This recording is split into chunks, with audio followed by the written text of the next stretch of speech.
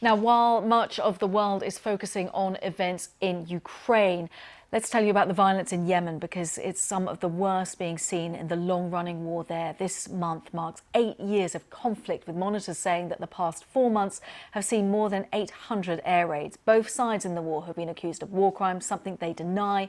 However, the UN body investigating offences has been closed after Bahrain, Russia and other countries voted against renewing their mandate.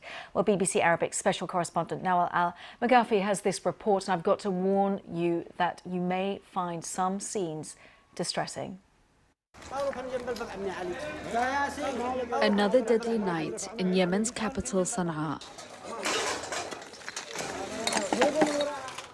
And a frantic morning at what's left of a family home. A common scene in this war between Houthi rebels linked to Iran and a coalition led by Saudi Arabia and the UAE. Hassan's brother was at the scene. I called my brother. I could hear women and people screaming in the background. He said, "We are coming to help." The first airstrike killed a former aviation college head linked to the Houthis, with his wife and children. And I was rushing to help. Then I heard the second strike. The house was flattened. The second hit killed his brother and 4 other rescuers. 2 strikes. This is what's called a double-tap attack. The UN has condemned them and said the targeting of rescuers could amount to a war crime. The coalition said it was targeting Houthi camps across the capital. It was in response to a Houthi drone attack on the UAE, like this one, shown in their propaganda video. Both sides are accused of war crimes, which they deny. Crimes which have contributed to one of the world's worst humanitarian crises. But since October, the UN has stopped investigating them. The UN Human Rights Council failed to renew its mandate to investigate war crimes in Yemen.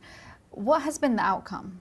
That was a very dangerous message to all parties to the conflict, that they have impunity and they will not be held accountable, and they can go with not caring going on in their violations in the ground. And this message was received very well by parties to the conflict.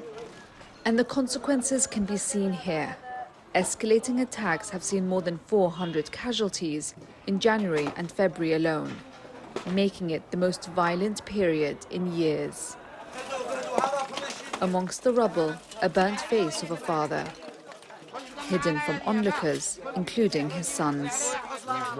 They wouldn't let me see his body. They didn't want that to be the last image I have of my father.